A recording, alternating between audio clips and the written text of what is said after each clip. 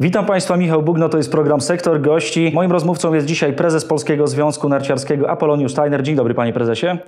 Dzień dobry Państwu.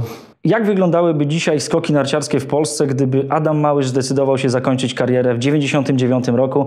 Jak wiadomo, brał wtedy taką opcję pod uwagę. Na pewno mielibyśmy Kamila Stocha, bo pamiętam, że on już wtedy skakał. Może do tego wrócimy, jak pierwszy raz się z Kamilem zetknąłem, ale Kamila byśmy mieli. Nie wiadomo, czy byłyby te medale, bo nie wiadomo, czy mielibyśmy tak dobre warunki, do których podstawy stworzyły wyniki sportowe, które Adam Małysz osiągał, bo wzrosło finansowanie z budżetu państwa, czyli z Ministerstwa Sportu i Turystyki, a znaleźli się również sponsorzy. Da się w ogóle porównać to, co działo się wtedy w skokach, do tego, co wokół skoków dzieje się dzisiaj w Polsce? W ogóle się nie da porównać, bo różnic jest tak sporo, że właściwie to się ma nijak. Od roku 98 gdzieś już po tych pierwszych sukcesach Adama Małysza to jeszcze była, tak ogólnie mówiąc, bieda w polskim sporcie i w polskim narciarstwie również. Wspomniał pan o tym, że te pierwsze sukcesy Adam Małysz odnosił jako nastolatek jeszcze, bo to były lata 96-97, kiedy wygrał 3 pierwsze konkursy w Oslo i w Sapporo. Później troszeczkę przygasł. Przez 3 lata nie odnosił sukcesów i myślał o wycofaniu się ze skoków, o zakończeniu kariery. Z czego wynika taka obniżka formy u zawodnika, który pokazał, że ma gigantyczny talent? Te pierwsze sukcesy, 96-97 rok, to był taki wybuch, bo taki chłopaczyna, jeszcze nie do końca wyrośnięty, prawda? I on wygrywa 3 Puchary Świata kilkakrotnie w ciągu tych 2 sezonów, był w czołowej trójce. I to był wybuch, to był właśnie ten wybuch talentu. A potem z roku na rok było słabiej.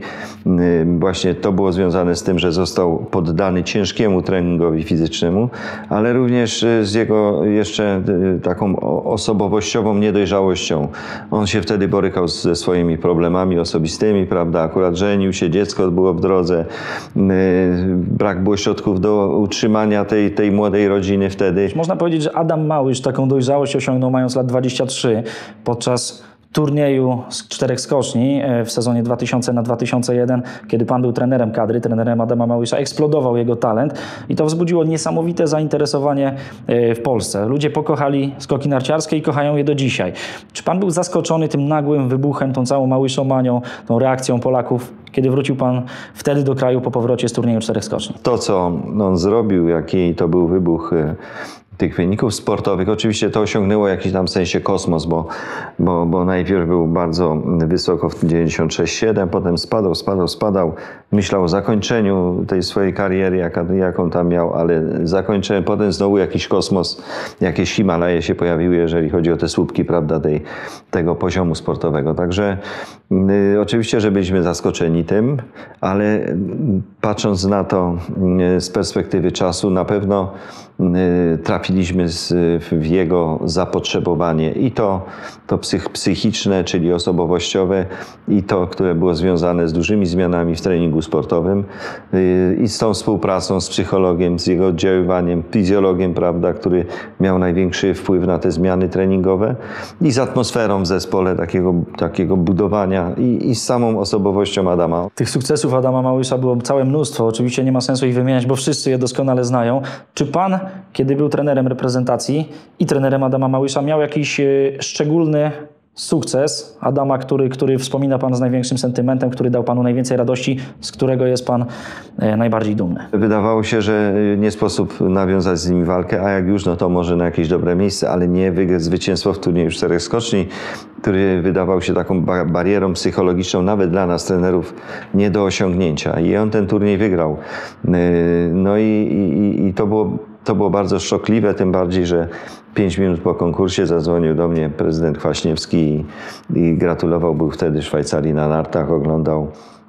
I chwilę później dzwonił premier Buzek. To były takie związane wydarzenia, takie szokliwe. Natomiast tak naprawdę to się wzruszyłem bardzo pierwszy raz, wtedy już ostatni, bo potem się już trochę przyzwyczaiłem do tych sukcesów, ale w Lahti podczas Mistrzostw Świata w 2001 roku, kiedy Małysz zdobył ten złoty medal na skoczni 90-metrowej w taki swój spektakularny sposób znowu, No i wtedy to autentycznie się wzruszyłem i to chyba był taki jedyny raz, gdzie łzy pojawiły się w moich oczach. To były takie łzy takiego już spełnienia, szczęścia. Wtedy skoki Adama były już sprawą narodową. Później przez kilka lat Polacy emocjonowali się jego rywalizacją najpierw z Martinem Schmidtem, później ze Svenem Hanawaldem. Czy w dzisiejszych skokach nie brakuje panu trochę takiej rywalizacji, takiej medialnej otoczki wokół skoczków, takiego rywala dla Kamila Stocha, jednego konkretnego, z którym mógłby rywalizować i którego walką emocjonowaliby się kibice w Polsce? No i którą tę sytuację rozgrywałyby także media, prawda? To była taka sytuacja rzeczywiście związana z Małyszem i Hanawaldem. Był taki czas, że nawet obydwu miał przeciwko sobie te różne taktyczne zagrywki podczas turnieju 4 skoczni, czy Schmidta, czy Adama. Adam się potrafił świetnie wpasowywać w takie właśnie sztuczki. Świetnie rozumiał, co się dzieje na skoczni. Czasem je też stosował, denerwując swoich rywali gdzieś tam na górze. Jednak psychologicznie, odpornościowo, że tak powiem, psychologicznie Adam to był gigant, mimo powiedzmy wątłej postury w momencie, kiedy skakał. Także nie ma tego w tej chwili, nie ma czegoś takiego. Jest kilku zawodników, którzy naprzemiennie gdzieś tam się rywalizują ze sobą, jeden drugiego pokonuje, po czym jest zmiana. Natomiast media też nie mają podstaw do nakręcenia takiej sytuacji, czy wykorzystania takiej sytuacji, że jest dwóch liderów z dwóch krajów, powiedzmy, prawda? Czy tam Freitag, Freund, Kraft, Heibeck, no jest ich tak, kilku. No tam i Kołdelka, i Norwegowie się, prawda, włączają. Także rzeczywiście nie ma takiej jasnej sytuacji. I Słoweńcy przecież, Prevc tam jest w tej ścisłej czołówce. Nie ma czegoś takiego, nie ma wyraźnego lidera. Właściwie to skoków czy dobrze? Znaczy, z punktu widzenia polskiego kibica. Dla nas dobrze, bo pojawia się dla nas sytuacja związana z Kamilem Stochem. Polskie media, my wszyscy mamy teraz to, co oczekujemy od skoków narciarskich, czyli mamy takiego chłopaka, który może być liderem jeszcze na drugą część tego sezonu. No i jeżeli zrobi to, co trzeba, a jest na to ogromna szansa, to będziemy mieli ten specjalny scenariusz, który dla Kamila został napisany.